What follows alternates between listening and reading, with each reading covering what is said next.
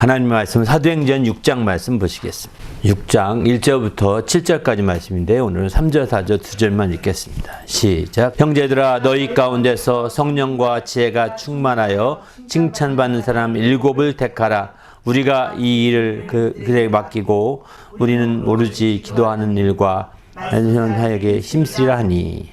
오늘은 성령의 인도함 받아 교회를 강화했다. 이런 제목의 말씀을 나누고자 합니다. 교회가 이제 좀 더 조직적이 된 것이 성령이 인도함 받아 되었음을 이제 초점을 두고 얘기하고자 합니다. 교회가 이제 점점 커지게 되면 조직이 세워집니다. 교회가 작을 때는 조직이 없습니다. 1인 2역, 3역, 4역 막 이렇게 하거든요. 뭐 작은 교회에서 왜 봉사 뭐 안 시키냐 뭐 이러는데 작은 교회에서 봉사 막 시키다 보면 한쪽으로 치우쳐서 어렵습니다. 그러니까 알아서 하지 못하면 작은 교회는 사실 굉장히 어렵죠. 아무래도 조직이 이렇게 활성화가 안 됐기 때문입니다. 하지만 이제 어떤 작은 교회도 오랜 된 교회, 수십 년 된 교회들은 조직은 뭐 완벽합니다. 그런데 실제 활동은 안 하죠. 조직은 완벽한데. 왜냐하면 그는 뭐 오랜 세월 지나면서 조직이 필요성을 느껴서 조직은 짜는데 실제 활동을 못하는 경우가 아주 굉장히 많습니다. 그래서 이제 그런 아쉬움들이 있고 반면에 이제 일반적으로 작은 교회에서는 그런 조직이 활성화가 안 되죠. 왜냐하면 사람이 없기 때문에 1인 한 사람이 두 가지역, 세 가지역, 네 가지역 막 이렇게 다 하다 보니까 사실은 조직으로 해놓고 그렇게 하다 보면 마치 다 독점하는 것 같이 돼버리잖아요. 그러니까 이제 뭐 이렇게 덕스럽지가 않습니다. 조직을 일부러 짜지도 않고 그냥 드러내지도 않지요, 사실은. 왜냐면 뭐 한 몇 가지로 해야 되는데 그런 거를 보고서 옆에 사람들이 저 사람이 여러 가지를 하는구나 한꺼번에 아마 주위에 보게 되면 그렇게 여러 가지 하는 사람들이 보일 거예요. 그럼 내가 그 중에 한 가지는 내가 도와줘야 되겠구나. 이런 마음들이 있음에도 불구하고 그런 마음을 따라 움직이지 않는 겁니다. 되게 있습니다. 있는데 안 움직이다 보니까 활성화가 다 안 되는 거죠. 그런 마음이 생기면 이제 성령 인도하시는 줄 알고 그런 마음을 따라서 움직여 보는 거거든요. 그래서 저 사람이 세 가지라는데 그 중에 한 가지는 내가 해줄 수 있지. 한번 해줘야 되겠다. 그러면 그렇게 해주게 된다면 꾸준히 그렇게 하다 보면 이제 역할이 나눠지게 되는 거죠. 그죠? 그리고 그것이 오래되다 보면 이제 그 일을 또 하고 싶어 하는 사람이 또 있습니다. 그러면 그런 사람이 또 위임해 줄 수도 있고요. 더 나가서는 이제 나중에는 그런 일들이 이제 교회가 커지면서 한 사람이 아니라 두 사람, 세 사람이 필요할 수가 있거든요. 그러면 그게 조직이 되는 거죠. 먼저 그 일을 했던 사람이 리더가 되는 거고 그 다음에 함께 모집해서 그 일을 또 발전시켜 가는 거죠. 이렇게 이제 그 조직을 발전시켜 갈 때 그게 바로 교회 성장이에요, 사실은. 그런데 이제 교회 성장이라니까 인원이 많아지고 부흥해서 인원이 많아져서 성장하는 것도 성장하는 거지만 이렇게 다양하게 교회의 조직들이 세워져서 그렇게 이제 그 분업화가 된다고 그럴까요? 역할들이 나눠지게 되고 그래서 마침내 교회가 작더라도 탄탄하게 이렇게 조직적으로 활동하는 교회들이 있거든요, 사실은. 그런 교회가 사실은 그래도 숫자는 많지 않아도 성장했다 이렇게 볼 수가 있죠. 내실은 분명하니까요. 이렇게 교회의 조직이 강화되고 세월이 지나가면서 또 성장하게 되면서 교회가 이렇게 아주 강화가 되는데 조직적으로 강화가 되는데 바로 그 모든 일에 성령의 인도함을 받아야 된다는 겁니다. 그냥 인간적인 생각으로 이렇게 해서는 안 되는 거죠. 그래서 그러면 인간적인 생각으로와 또 이제 성령 인도함 차이가 있죠. 그 인간적인 생각이라는 것은 뭐냐면 그냥 우리가 이렇게 떠오르는 생각, 단상들은 그래서 우리가 그런 생각 가지고 제안도 하지 않습니까? 내 생각에는 이렇게 했으면 좋겠는데요. 내 생각에 이렇게 했으면 좋겠는데 이렇게 되게 제안을 하지 않습니까? 그죠? 그런데 이게 내 생각이라고 생각한다면 인간적이 되거든요. 그래서 이때 내 생각이 떠오르면 이게 내 인간적인 생각이 아니라 성령이 나를 감동해 준 생각이구나 이렇게 생각할 때는 그냥 제안할 것이 아니라 자기가 해보는 겁니다. 아무도 안 시켰어요. 그죠? 자기가 그걸 한 가지 해보고 두 가지를 해보는 거예요. 그래서 자기가 할 때는 행복한 거예요. 스스로 할 때는. 누가 시켜서 할 때는 행복하지 않거든요. 누가 시켜서 할 때는 굉장히 어렵고 힘듭니다. 때로는 힘들 때도 많습니다. 그런데 내가 이렇게 자원해서 내 마음이 떠올라서 이게 내 생각이 아니라 성령이 감동해 주시는가 보다 해서 그 말씀에 감동에 이끌림 받고 순종해서 그냥 내가 해봤더니 행복해요. 행복하고 평안하고 기쁘고 좋으면 이 성령의 역사라는 걸 알 수 있거든요. 그런데 여러분이 해고도 행복하지 않아. 그러면 성령의 역사보다 내 생각이 될 가능성이 큰 거죠. 남들에게 보이기 위해서라든가 해근데도 열심히 했는데도 행복하지가 않아. 나 혼자만 뭐 잘난 척하는 것 같고 남들은 비웃는 것 같고 이렇게 생각할 수도 있거든요. 그럼 내 생각이 많습니다. 내 생각이라고 볼 수 있는 거죠. 그래서 우리는 이제 이게 성령의 인도함이심인지 내 생각인지를 잘 분별해서 우리가 나갈 필요가 있는 거죠. 성령의 인도하심에 우리가 순종한 때는 남의 눈치는 보지 않습니다. 그냥 자원해서 그 일을 하는 거죠. 너 왜 그 일 하냐? 이렇게 누가 물어보면, 교회 관계자들이 물어보면, 마음에 감동이 있어서 이 일 하고 싶어서 하는 거예요. 어떠세요? 괜찮아요? 이렇게 물어볼 수도 있겠죠. 조언을 얻으려고, 그죠? 그래서 하면 참 더 행복합니다. 그리고 이렇게, 그렇게까지 안 하더라도 그걸 먼저 준비해 놓는 겁니다. 이해되시죠? 그런 감동이 왔을 때, 내가 이런 거 했으면 좋았는데, 이런 걸 준비해 놓는 거예요. 준비해 놓다 보면 어느 날 교회에서 그 일이 필요해서, 이런 일이 필요한데, 이런 일을 할 사람 없습니까? 이렇게 찾을 수도 있거든요. 그때 준비된 사람은, 제가 준비했는데요. 말을 안 하지만, 제가 한번 해보겠습니다. 이렇게 자원하게 되거든요. 이렇게 될 때 성령의 인도함을 제대로 받은 거라고 볼 수 있는 거죠. 바로 그렇습니다. 이렇게 성령의 인도함 받아서 우리가 교회가 강화돼야 되지. 인간적인 생각으로 우리가 되게 되면 혼란스러워. 교회에서 회의를 통해서 결정을 내리잖아요. 이번에는 이렇게 하자. 이렇게. 그래서 교회 회의에서도 사실 많이 이렇게 분란이 일어나고 회의에서 아주 팽팽한 두 가지 의견이 대립되게 되면요. 곤란할 때가 많습니다. 교회 회의에서 누가 한 사람이 막 아주 이것들을 해야 합니다. 이것들을 해야 합니다. 이렇게 하는데 이거 해도 좋은데 또 다른 의견 들어봤더니 더 좋은 의견이 있는 것 같아. 그런데 이거를 들으면 이 사람이 지금 막 화날 것 같아요. 이런 사람이 있어요. 의견을 내더라도 자기 의견을 강하게 이렇게 드러내는 사람이 있거든요. 아마 회의할 때 이렇게 보면 알 겁니다. 아마.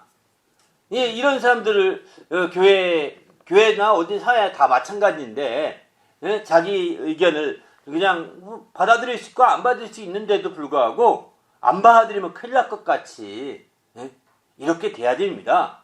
이렇게 안 되면 안 됩니다. 이렇게 아주 더 이상 뭐 논의할 필요 없을 만큼까지 얘기하고 제안하는 분이 있습니다.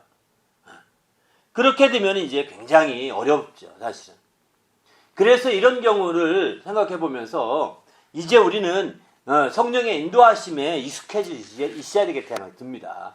성령의 인도하심 받고 그런 생각을 따라서 먼저 자기 자신이 준비하고 또 성령의 인도하심이 있을 때는 자기 의견이 이렇게 달성이 안 됐어도 자기 의견이 성립이 그게 채택이 안 됐어도 반드시 되게 되어 있습니다.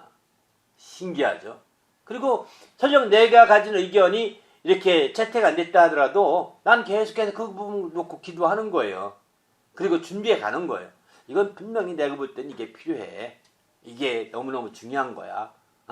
이렇게 해서 이렇게 준비해 놓다 보면 나중에 그거 꼭 해야 된다고 그런다고요. 그거 할 수 있는 기회가 반드시 옵니다. 왜? 전에 그 의견을 묵살시켰지만 나중에 진짜 그렇게 해야 되겠구나. 성령 인도하실 때는 길이 열립니다. 신기합니다. 그래서 우리는 내가 가진 생각이 이건 성령 인도하심이라고 너무 지나친 확신 때문에 막 주장하게 되는 경우도 있지만 조금 뭐 한 발 늦춰도 괜찮습니다. 성령 인도하심일 때는 전혀 뭐 문제 없이 또 새롭게 될 수 있거든요. 그렇기 때문에 우리는 이제 모든 교회 조직을 강화하고 교회 시스템을 좀 더 세워가고 교회의 모든 것들을 이루는 데 있어서 성령의 역사를 더 적극적으로 인정을 하고 역사가 있도록 해야 된다는 거예요. 내 생각에는 하면서 자기 생각을 내세우는 것보다는 그렇게 자연스럽게 하다 보면 길이 열리게 되고 형제가 그거 하는데 그거 계속 했으면 좋겠어. 그거 좀 다른 사람과 함께 해서 해보면 어떨까? 이렇게 제안도 오기도 하고 말이 그런다고요. 옛날에 제가 그 대학부에 있을 때 학생 때죠. 저는 이제 그때 뭐 대학부가 뭐 한 50명밖에 안 됐었습니다. 작은 규모였는데 그날 그해 수련회 했는데 제가 그 수련회 했는데 지방에서 학생들이 각 이렇게 수련회 왔더라고요. 대구에서 왔습니다. 대구에서 뭐 친척 소개로 왔거나 이렇게 왔겠죠. 2명인가 온 것 같아요. 그래서 나중에 우리 대학부가 커지면 지방도 연결이 되면 좋겠다. 혼자 생각하면서 이제 왜 그런 마음 들었는지 모릅니다. 그래가지고 그런 마음을 들어서 그런 마음 때문에 이제 그 학생하고 연락을 했어요. 이렇게 해서 연락하고 너도 거기서도 대학 활동을 잘 해봐라. 학생들 잘 도와보고 이렇게 해봐라. 이렇게 해서 이제 권했죠. 그랬더니 진짜 이 친구가 서울에 있는 선배 해석인지 몰라도 말을 잘 듣더라고요. 그래서 잘 듣고 그래서 잘 했어요. 그래서 그 다음에 보니까 거기가 한 혼자 둘인가 왔었는데 그 다음에는 벌써 한 10명 가까이 또 데리고 와서 올라왔어요. 수련회. 그런 거 보면서 사람들이 깜짝 놀랬죠. 대학부. 왜? 우리 대학부는 이 50명에 70명 데릴까 말까 한데 여기는 이제 10명 가까이 올라오니까 이제 놀란 거죠. 그렇게 사실을 보면서 이제 그렇게 되다가 1년, 2년 지났습니다. 2년째 되더니 드디어 이제 대학부가 100명이 넘어갔습니다. 이제 어떤 지방 캠퍼스 어떻게 우리도 활성화 시켜보자. 특별히 지난번에 대구에서 왔던 제가 의견 낸 게 아닌데 대구에서 올라왔던 그 팀들을 좀 더 적극적으로 도울 길이 없냐? 누가 그런 부서를 하나 만들어보자. 막 이러는 거예요. 근데 제가 그런 일을 해왔었기 때문에 누가 하면 어떻겠냐? 이렇게 제안까지 온 거예요. 그래서 이제 좋지요. 뭐 그렇지 않아도 알고 있으니까 굉장히 좋다고. 그래서 이제 막 행복하게 했죠. 그런 걸 보면서 이게 그냥 모임에 그냥 있지만 하나 생각이 났을 때 지혜가 떠올랐을 때 그걸 가지고 계속 기도하면서 준비해 놓게 되면 나중에 그런 부분이 강화되고 더 커지고 커지는구나. 이렇게 커지는 계기가 되는구나. 이런 생각이 들더라고요. 저는 제가 가진 그런 체험들과 경험들 때문에 지금도 이제 우리 마음에 떠오르는 생각이 있을 때는 그 생각을 무시하지 않습니다. 무시하지 않고 그 생각을 마음에 두면서 한 가지 시행해 보는 거죠. 그리고 준비하고 그러다 보면 이제 더 잘할 수 있는 길이 열리고 더 이제 좋은 그 아이디어와 또 좋은 영감과 좋은 지혜들이 함께 떠올라서 더 활성화되는 것을 많이 보았습니다. 아무튼 우리도 우리 생각에 초점 맞추기보다는 내 생각이 성령의 인도하심인지 아닌지를 분별해 가면서 그런 생각들이 떠올랐을 때 기쁨으로 먼저 순종해 보십시오. 기쁨으로 행복하게 순종할 수 있다면 성령의 인도하심이 분명하고요.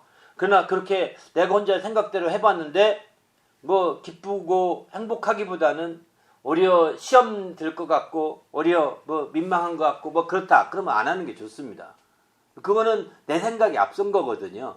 내 생각이 앞서면 다른 사람이 인정 안 됐을 때 어렵습니다. 인정해주고 그렇게 잘했다라고 칭찬해주고 이렇게 하면 좋은데 인정 안 해줄 때는 굉장히 힘들어서 오히려 시험거리가 될 수도 있거든요. 그래서 우리는 조용히 하다가 이제 쓱 물러날 필요가 있는 거죠. 그런 때는. 그래서 먼저 자원해서 움직이는 것이 굉장히 필요합니다. 성령의 인도하심인지 내 생각인지도 스스로가 이렇게 한번 움직이면서 분별해낼 수 있거든요. 이런 분별을 한 번 힘들지 2번, 3번, 4번은 쉬운 겁니다. 처음이 어려운 거거든요. 이제 그것을 좀 더 하게 되면 쉽게 그걸 더 분별할 수 있게 되고 이런 분별이 되어야 진짜 성령의 사람이 되는 거죠. 아마 올해는 나누어 주자가 이제 표어인데 내년에는 누리며 살자거든요. 누리며 살자의 표어로 한 해 목회를 하게 되는데 또 뭘 누리느냐? 성령의 인도함 받는 그런 삶이 되어야 누릴 수가 있거든요. 행복해지고 기뻐하고 평안하고 이런 누릴 수가 있단 말이에요. 그래서 내년에는 성령의 인도함에 대해서 한번 깊이 있게 하나님의 음성을 듣는 법에 대해서 깊이 있게 이렇게 나누고 한 가지 한 가지 설교하면서 이제 누릴 수 있는 그런 기회를 만들려고 이렇게 준비하고 있습니다. 이것도 다 이제 그런 생각이 떠오르면 이제 저는 뭐 떠오르면 기도하는 가운데서 이러면 좋겠다 방향을 잡아가는 거잖아요. 그죠? 어느 날 갑자기 뚝 떨어지는 게 아니면 내년표 어떻게 하면 좋을까요? 뚝 떨어진 게 아니거든요. 올해 누리고 내년엔 누려야 되겠네. 뭘 누리면 좋을까? 기도하는 가운데 인도하심 받아야 되겠다. 확실히 인도하심을 체험한다면 행복해질 수 있고 실제 누릴 수 있겠다. 뭐 이렇게 생각이 든 거죠. 이게 다 이런 성령 인도한 방향을 이렇게 받아보기 시작하면 훨씬 재밌습니다. 신앙생활이요. 성령 인도함 받지 않기 때문에 신앙생활이 따분할 수 있고요. 신앙생활이 오히려 우리의 육신의 생활에 오히려 이제 뭐라고 할까요? 부담을 줄 수가 있습니다. 신앙생활 자체가. 그러니까 성령 인도함 받으면 육신의 생활에 부담이 아니라 훨씬 더 행복하고 기뻐할 수 있는 신앙생활이 될 수 있는데 난 안타깝죠. 많은 분들이 그저 인간적인 생각으로 종교활동 하듯이 신앙생활을 하니까 그냥 부담 가지고 하는 거예요. 그러나 우리는 부담이 아니라 실제 성령의 인도함 받아서 행복한 신앙생활이 하기 원합니다. 할렐루야. 그게 진짜 신앙생활이거든요. 하지 말래도 신앙생활 합니다. 그런 사람들은. 그러니까 순교하는 겁니다. 순교 아무나 못합니다. 순교가 좋다는 걸 다 알지만 하고 싶어도 못합니다. 행복한 사람만 하는 겁니다. 신앙생활에 행복한 사람만. 우리도 이제 성령의 인도함 받아서 이런 행복한 그런 삶을 사시기를 예수님의 이름으로 부탁을 드립니다. 할렐루야. 함께 그 설명한 부분 한번 읽어보겠습니다. 시작. 성령이 교회에 임한 후에 교회는 성령 인도함 받아서 역사하게 되었습니다. 교회는 성령의 후원을 받아서 성장하였으며 부흥하였습니다. 이에 제자들이 더 많아졌는데 그리하여 교회는 초기의 모습과는 다르게 강화되기 시작하였습니다. 그것은 교회의 조직이 구체적으로 세워지는 것입니다. 이에 12사도는 성령과 지혜가 충만한 사람 7을 택하여 세워서 위임해주고자 하였습니다. 온 무리는 믿음과 성령이 충만한 7사람을 사도들 앞에 세우니 사도들이 그들에게 안수하게 되었습니다. 여기서 알 수 있는 것은 교회의 조직이 강화함에 있어서 성령의 충만한 역사가 중심을 이루겠다는 사실입니다. 그 후에 교회는 하나님의 말씀이 왕성해졌고 제자들의 수가 심히 많아지게 되었는데 하나하나 살펴봅시다. 교회 조직이 이렇게 성령의 인도하신 가운데 아주 진행되고 있음을 우리는 잘 알 수 있죠. 그렇기 때문에 우리는 이제 그 교회가 정말 인간적인 회의보다는 성령의 인도하심에 익숙해지게 자꾸 안내해주고 이끌어가는 것이 굉장히 중요한 거죠. 그래서 실제 그 이랜드 같은 경우는 말이죠. 그 일반 사업체잖아요. 기업체인데도 불구하고 물론 미션 기업이니까 그렇죠. 사업체인데도 그들은 교회처럼 거기에 그 사업체 내에 직장 사역을 담당한 목사도 두고요.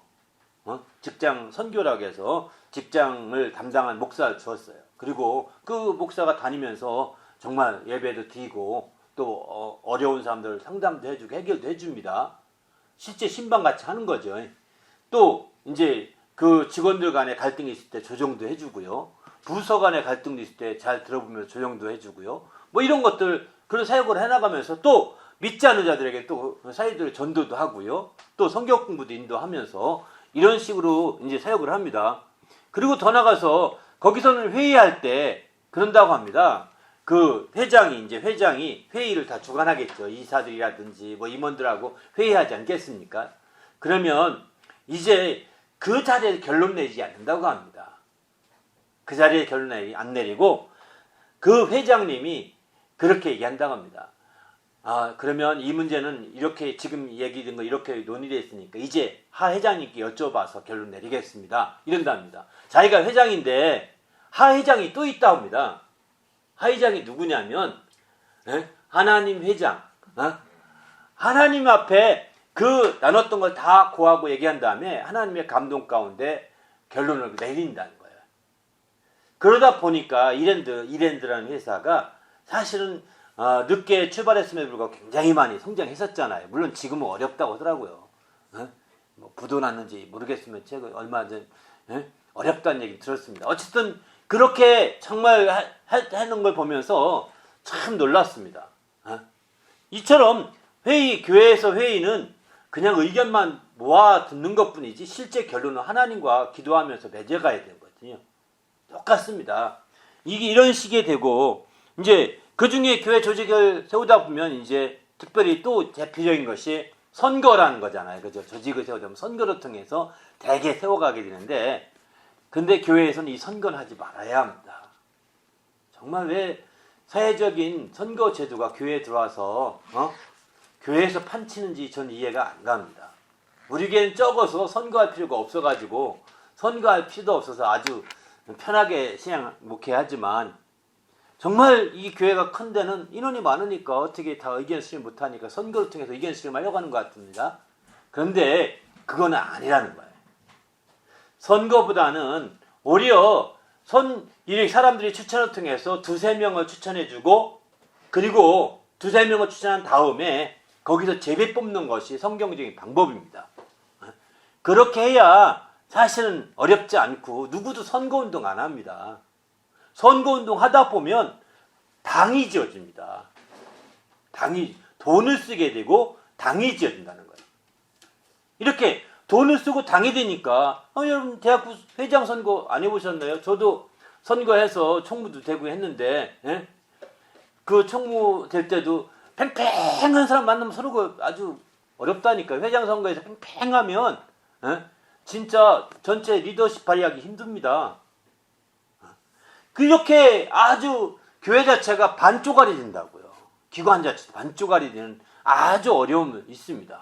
그리고 그 팀들이 똘똘 뭉치면은요, 굉장히 참 일하기가 힘듭니다. 항상 의식이 되고요. 그래서 선거제도는 지혜가 아닙니다. 사실은. 선거제도.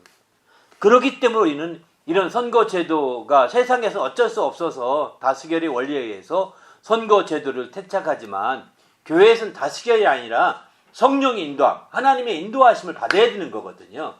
그러려니까 이제 사람들이 추천을 하고 선거를 한다 하더라도 두세 명을 함께 무작위로 적어서 가장 표가 많은 두세 명을 뽑을 수가 있겠죠. 두세 명을 뽑아가지고 그 사람 놓고 제비 뽑는 것이. 그러면 제비 뽑을 때는 하나님이 관여할 수밖에 없거든요. 다 하나님의 관여를 믿거든요. 사람이 어떻게 요령필 수 없으니까요. 내 편을 세울 수가 없으니까요. 이렇게 해서 세울 때 하나님이 세울 만한 사람 세웠다라고 될 수가 있는 거죠. 비록 소수의 지지를 받았다 하더라도 세 번째 지지를 받았다 하나님이 그를 세울 수가 있거든요. 이렇기 때문에 이제 우리는 선거보다는 제비뽑기 사도행전 1장에 나오잖아요. 그죠?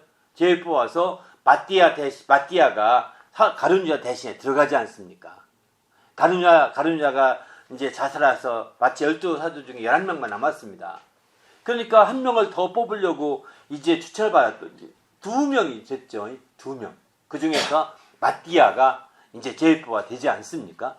이런 좋은 제도가 성경에 이미 선례로 나와 있는데 왜 그렇게 안 하는지 모르겠어요. 그래서 우리는 이제 그런 것처럼 성령이 역사할 수 있는 여지, 하나님이 역사할 수 있는 여지가 이런 제비뽑기 같은 데는 있다는 거죠. 성령이 인도함 받을 수 있는 여지가 충분히 있는 거죠. 더 나아가서는 이제 오늘 여기 본문 6장, 사도행전 6장에서는 이제 이렇게 제일 뽑은 것도 아닙니다. 사도들이 부탁해서 그 많은 성도 부탁해서 6명, 7명 세워야 되겠다. 성령과 지혜가 충만한 7명을 세우자. 그리고 우리가 이렇게 공개한 일만 할 수가 없으니까 그들을 맡기고 그들에게 그 일을 맡기고 우리는 말씀과 기도에 전무하겠다. 이렇게 얘기하죠. 그때에 이제 그 7명을 이제 추천해달라고 하니까 추천해 주는 거죠. 한 명이 아니라 7명이니까 훨씬 쉽겠죠. 한 명이라고 한다면 곤란할 겁니다. 이거 어쩌면 선거했을지 모르는데 7명이니까 추천이 된 거죠. 그래서 7명이 이렇게 돼서 이제 추천이 됐고, 그들을 이제 마침내 안수하게 되는 것이 여기 나오게 되는 거죠. 이런 차원에서 볼 때 우리가 성령이 인도함 받는다는 것이 아주 중요해요. 여기서 이제 7명을 세울 때 기준이 뭐냐? 사도들은 이렇게 말합니다. 성령과 지혜가 충만한 사람 7사람 이렇게 표현하죠. 반면에 그 제자들은 그 7사람을 어떤 기준을 뽑았느냐? 성도들은 믿음과 성령이 충만한 사람 7사람이라고 표현합니다. 지혜가 초점이 아닌 믿음의 초점을 두고 있습니다. 그러나 사도들은 이제 성령과 지혜, 성령 충만하되 지혜가 있어야 된다. 뭔가 지혜롭게 잘 판단하고 지혜가 있는 사람을 뽑아라. 사도들이 보는 리더의 관점이거든요. 사도 입장에서 보는 지혜가 없으면, 아주 지혜가 부족하게 되면 정말 리더십을 발휘하기 힘들거든요. 그런데 이제 그 지혜를 그 성도들은 잘 모릅니다. 그러니까 성도들은 믿음을 우선 보는 거죠. 과연 믿음이 누가 좋은가?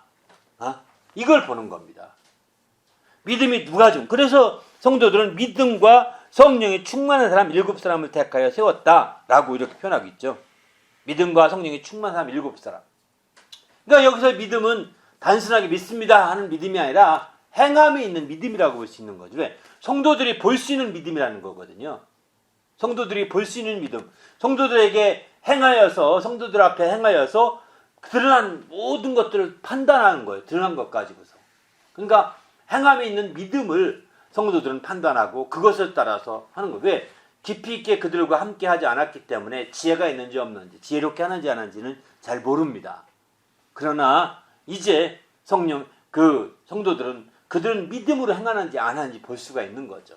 저들이 믿음이 있다면 믿음대로 순종해서 예배를 드리는지, 믿음대로 순종해서 죄대로 사는지, 믿음대로 순종해서 기도하는지 가까이서 보았거든요. 그럼 이 사람이 더 믿음이 있으니까 이 사람이 좋다, 이 사람은 좋겠다, 이렇게 추천이 된 거예요. 그러나 공통은 성령이 충만하다는 겁니다. 성령이 충만한 것은 공통이에요. 그래서 이렇게 직분자를 세우고 그 조직을 세울 때 성령이 충만한 것이 아주 가장 기본이라는 거예요. 성령이 충만. 이 가장 기본인데 오늘날은 이 부분을 아주 간과하고 있습니다. 성령 충만한 부분을 간과하고 있어요. 그거 지나치고 그건 건너뛰고 있는 거거든요. 안타깝죠, 사실은. 그러니까 이제 지도자들이 세워져서 성령 충만한 시대가 아니다 보니까 자기 생각을 내세우는 거예요. 성령이 내세우기보다는. 성령의 인도함을 받기보다는 내 생각에는 이렇게 내세우는 거고, 그렇게 지도자가 막 내세우니까 교회가 어려워지는 경우가 한두 개가 아닙니다, 사실은.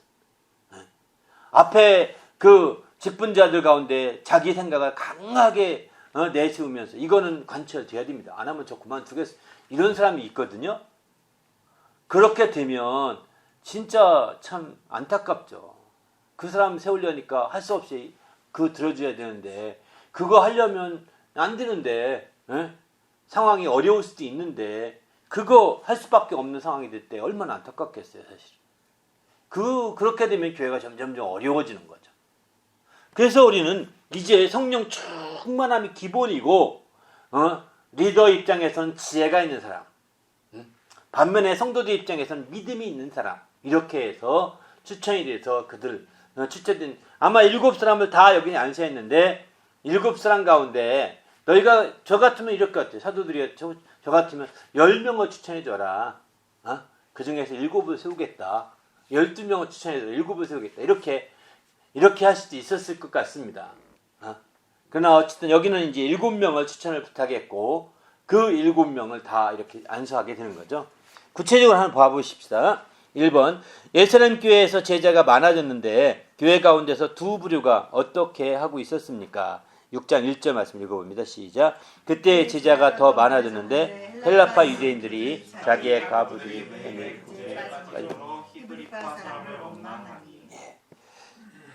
그 예루살렘 교회에는 두 부류의 교인이 있었습니다.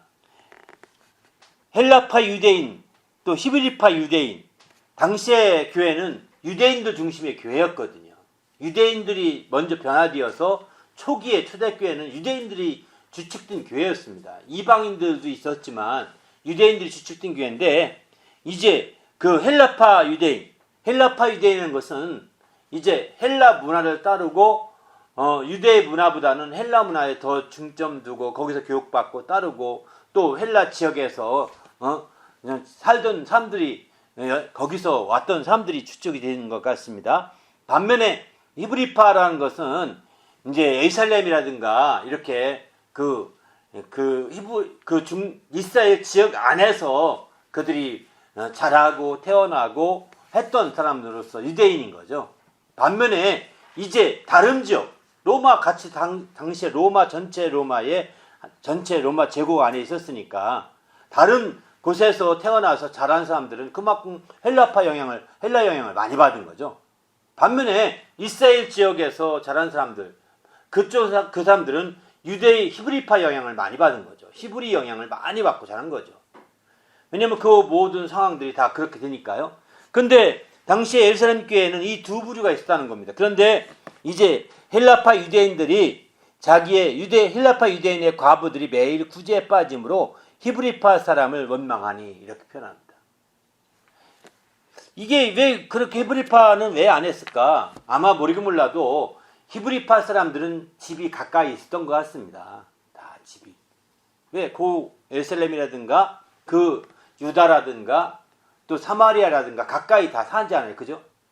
그러니까 집에 주로 왔다 갔다 하니까 이렇게 구제하는데 한계가 있는 거죠. 반면에 헬라파 유대인들은 이제 멀리서 온 거예요. 신앙 때문에. 특별히 왔는데 이제 특별한 일은 없었던 것 같습니다. 그들이 어떤 잡을 가지고 뭐 해야 될 텐데 신앙에 막 그냥 몰두하는 거죠. 사실 그 중에 특별히 과부들은 이제 뭐 먹을 것도 없고 하니까 와서 교회에서 열심히 일하다 보면 먹고 당시 다 나눴지 않습니까? 나눠 먹었잖아요. 그죠? 그러다 보니까 이제 헬라파 유대인들의 특별히 과부들이 더 많이 섬기면서 앞장섰던 것 같습니다. 그런데 이제 여기서 이제 문제가 생기는 거예요. 헬라파 유대인들이 문제제기를 하는 거예요. 왜 우리 쪽만 우리 여자 집사만 안 쓰느냐? 왜 히브리파 과부들은 왜 안 움직이냐? 자기 집이 있으니까. 그러나 이 사람들은 자기 집을 떠나왔고 오로지 신앙만을 위해서 온 사람들이거든요. 그러니까 이렇게 하게 된 그런 상황으로 볼 수밖에 없는 거예요. 사실은 이해는 되는데 문제 제기를 할 만도 하는 거죠. 또 왜 가까이 보는 사람 주로 일을 시키니까 더 그런 거죠. 초기만 하더라도 조직이 안 됐기 때문에 가까이 있는 사람, 가까이서 움직이는 사람들, 또 이런 사람들 또 시키고 또 시키고 또 시키는 거거든요. 이러다 보니까 나타난 현상이라고 볼 수 있는 거죠. 2번입니다. 12사도가 모든 제자를 불러 문제제기를 하게 되었는데 어떻게 대책을 세웠습니까? 2절 3절 같이 볼까요? 시작. 12사도가 모든 제자를 불러 이르되 우리가 하나님 말씀을 제쳐놓고 접대를 일삼는 것이 마땅하지 아니하니 형제들아 너희 가운데서 성령과 지혜가 충만하여 칭찬받는 사람 7을 택하라. 우리가 이 일을 그들에게 맡기고. 이런 문제제기 하는 거 보면서 이제 내가 이 사도들은 결론 내린 거예요. 하나님 말씀을 지켜놓고 이렇게 구제에 힘쓰고 접대에 힘쓰는 일에 우리가 직접 하지 말고 다른 집사들에게 위임해 줘야 되겠다. 이런 생각을 하게 된 거죠. 왜냐하면 직접 이 문제가 사도들에게 문제제기가 되는 거잖아요. 사도들이 헬라파 유대인만 더 사랑한다 이렇게 오해될 수 있거든요. 헬라파 유대인만 더 아끼고 헬라파 유대인만 더 하는 것 같이 또 반대로 이해할 수도 있겠죠. 이 사도들이 히브리 출신이다 보니까 히브리파 유대인들만 더 해서 일을 안 시킨다. 이렇게 할 수도 있겠죠. 그렇게 해서 이제 사도들에게 직접 문제가 되니까 안 되겠다. 이 일은 집사에게 맡기고 사도들 한 발 건너뛰어서 오로지 이런 문제가 아닌 말씀과 기도 쪽에 초점을 둬야 되겠다 생각하는 거죠. 사실 교회가 크게 시작하면 이제 이런 모든 문제를 자꾸 위임해 수밖에 없습니다. 교회도 처음에는 목사님들이 이런 구제하는 일, 접대하는 일, 다양한 일 다 하죠. 하지만 교회가 점점점 커지면 집사들에게 자꾸 위임이 되고 이제 목사님들은 점점점 말씀과 기도에 더 이제 전무하게 되는 거죠. 거기에 힘쓰게 되는 거죠. 세 번째입니다. 12사도가 성령과 지혜가 충만한 7사람에게 구제를 맡기고 무엇을 하려고 하였습니까? 4절입니다. 시작. 우리는 오로지 기도하는 일과 말씀 사역에 힘쓰리라 하니. 예. 바로 사도들은 이제 오로지 기도하는 일과 말씀 사역에 힘쓰리라 했다는 거예요. 오직 기도와 말씀에 전무하는 거죠. 전적으로 거기에 매달리는 것을 말합니다. 이렇게 해서 그 일에 초점을 두고 이제 오직 그래서 말씀으로 돕고자 하는 초점을 두고 구제하는 것들은 이제 집사들이 맡기고자 했던 거죠. 네 번째, 온 무리가 12사도의 말을 기뻐해 믿음과 성령이 충만한 사람으로 어떤 사람을 택하였습니까? 6장 5절입니다. 시작. 온 무리가 이 말을 기뻐하여 믿음과 성령이 충만한 사람 스데반과 또 빌립과 브루고로와 니가노로와 디몬과 바네바나 유대교에 있고 했던 안디옥 사람 니골라를 택하여. 예. 이렇게 해서 7사람을 택하게 되는 거죠. 여기 이제 여기 보면 안디옥 사람 니골라를 택했다 이러죠. 유대교에 이 표현 본다면 이 니골라는 이방인이면 분명한 거예요. 이방인 그리스인이죠. 이방인. 다시 말해 유대인이 아닌 그리스인인 겁니다. 앞에까지는 다 유대인으로 보여야 될 수밖에 없는 스데반, 빌리, 브루고로, 니가노르, 디몬, 바메나 다 유대인이죠. 유대인. 네? 근데 유대교에 입교했던 안디옥 사람 니골라 이렇게 이방인이었던 유대인이 아닌 사람으로 그리스도인을 한 명을 택한 게 된 거예요. 참 놀랍죠? 이때부터 다시 이제 본격적으로 이제 이렇게 되기 시작하는 거죠, 사실은. 그런데 이제 이 니골라라는 사람이 나중에 요한계시록에 보면은 이제 니골라 당을 만드는 주축 멤버가 아니냐 이렇게도 하는데 이 말 정확한지 잘 모르겠습니다. 그 성경학자에 의하면 맞는다 이렇게 얘기도 하고. 아이 그거 아니다 다른 사람이다 라고도 얘기합니다. 아무튼 어쨌든 이렇게 해서 이선 7사람들이 세워지게 되는 거죠. 5번에 보면 믿음과 성령에 충만한 사람 7사람을 택하여 세우매 사도들은 어떻게 하였습니까? 6절 시작. 사도들 앞에 세우니 사도들이 기도하고 그들에게 안수하니라. 예. 그들 앞에 사도들 앞에 세우니 사도들이 그들에게 이제 기도하고 안수하는 거죠. 안수는 직분을 세울 때 안수하게 됩니다. 그래서 여기 이 집사들이 안수집사라고 표현합니다. 흔히들. 안수집사. 안수에서 세운 집사를 안수집사라고 그런 거거든요. 그런데 이제 이렇게 안수에 세운 집사를 안수집사라고 하는데 그래서 침례교 같은 경우는 이 안수집사에 초점을 두고 안수집사가 이제 가장 성도로서 높은 이제 그 직급을 갖게 되죠. 그런데 이제 그 안수 집사는 사실은 이제 장로라고 표현하는 거죠. 장로.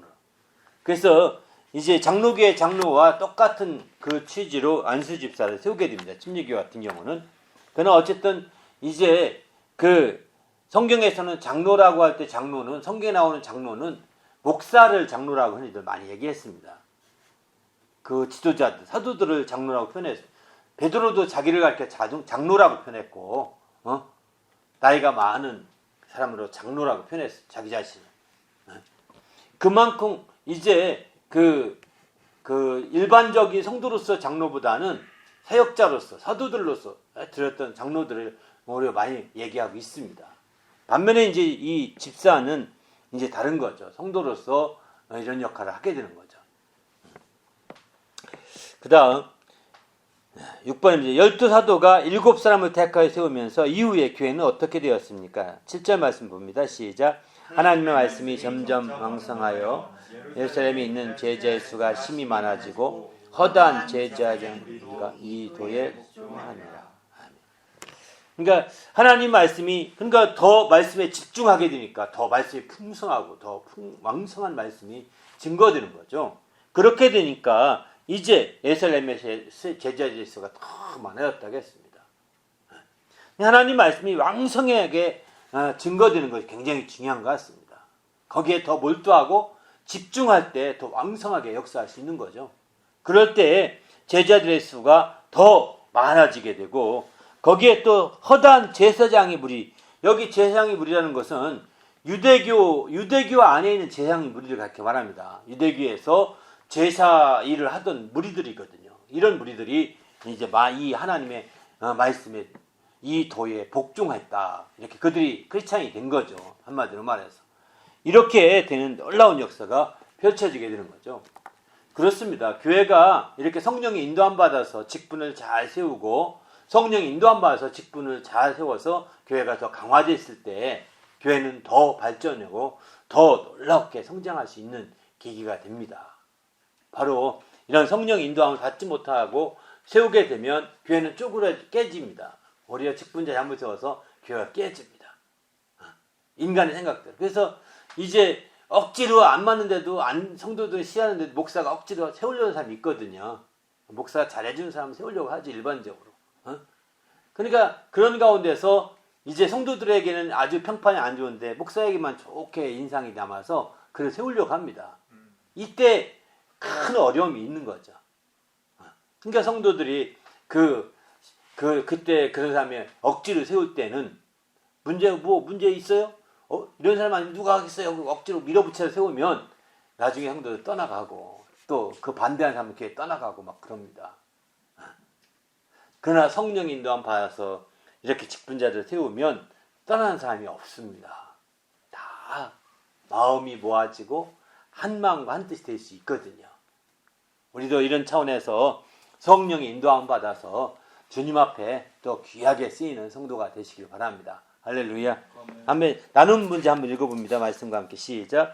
교회의 조직을 강화하는 데 있어서 성령의 역사는 중심을 이루고 있습니다. 교회가 12사도를 의임하고 7사람을 세우게 되었습니다. 12사도들은 성령과 지혜가 충만한 사람을 세우려 하였고 온 무리 교회는 믿음과 성령에 충만한 사람을 세우고자 하였습니다. 12사람들이 세우고자 하는 사람과 온 무리 교회가 세우고자 하는 사람은 어떤 차이가 있으며 그들이 세웠음에 교회가 어떻게 되었는지 이야기해 봅시다. 어떤 차이가 있죠? 한 가지는 믿음을 먼저 본 건 교회고 성도들이 본 것이고 또 사도들은 이제 지혜를 먼저 본 거죠. 성령과 지혜가 있어서 칭찬받는 사람이라고 했으니까요. 그런 차이가 있는 거죠. 갈라디아 말씀 한번 보실까요? 시작. 내가 이르노니 너희는 성령을 따라 행하라. 그리하면 육체의 욕심을 이루지 아니하리라. 성령의 소는 성령을 거스르고 성령은 육체를 거스르나니 이 둘이 서로 대적하여 너희가 원하는 것을 하지 못하게 하려 합니다. 너희가 만일 성령의 인도하신 바 같으면 율법 아래 있지 아니하리라. 아멘. 그렇습니다. 바로 이제 공통점은 사도 리더들이나 또 성도들이나 공통점은 성령이 충만한 사람, 성령을 따라 행하는 사람이라는 거죠. 우리도 이제 이렇게 공통으로 정말 성령 충만한 사람, 성령을 따라 행하는 사람, 성령이 인도하는 사람, 이런 사람이 되어서 우리 주님 앞에 귀하게 쓰이시길 바랍니다. 할렐루야. 그러면서 지혜도 있도록, 또 그러면서 믿음을 따라 행하는 겁니다. 그래야 추천을 받을 수 있는 거예요. 믿음을 따라 행하지 않으면 보이지가 않는 거죠. 저 사람이 성령 충만치 않은지, 또 믿음이 있는지는 보이지 않는데 믿음을 따라서 그대로 행하고 믿음을 실천하고 이렇게 할 때 성도들이 보고 나중에 그런 것으로 인해서 추천이 되고 또 선거하는 교회에서는 선거할 때 또 인정을 받을 수도 있는 거겠죠. 그러나 어쨌든 이렇게 믿음이 굉장히 중요한 거예요. 성도들이 볼 때는. 그러나 인도자들이 볼 때, 지도자들이 볼 때는 지혜가 중요한 거야. 저 사람이 지혜롭게 하는가, 그냥 혼자 막 고집 부리는가, 이렇게 생각해 볼 수가 있는 거죠. 우기는가, 아니면 지혜를 따라 지혜롭게 잘 진행시켜 가는가, 이거 보는 겁니다. 그렇게 해왔는지 안 했는지 이런 거 보는 거죠. 왜? 지도자가 지혜가 있어야 혼란이 없죠. 지혜가 없으면 큰 혼란을 가져오고 망칠 수 있거든요. 함께 기도할 때 하나님, 우리 모두가 깨어서 이제 성령의 인도함 받는 그런 삶이 되게 하시고 또 주님의 교회에 크게 우리가 기여할 수 있는 그런 성도가 되도록 인도해 달라고 오늘 말씀 생각하며 합심해서 기도하겠습니다.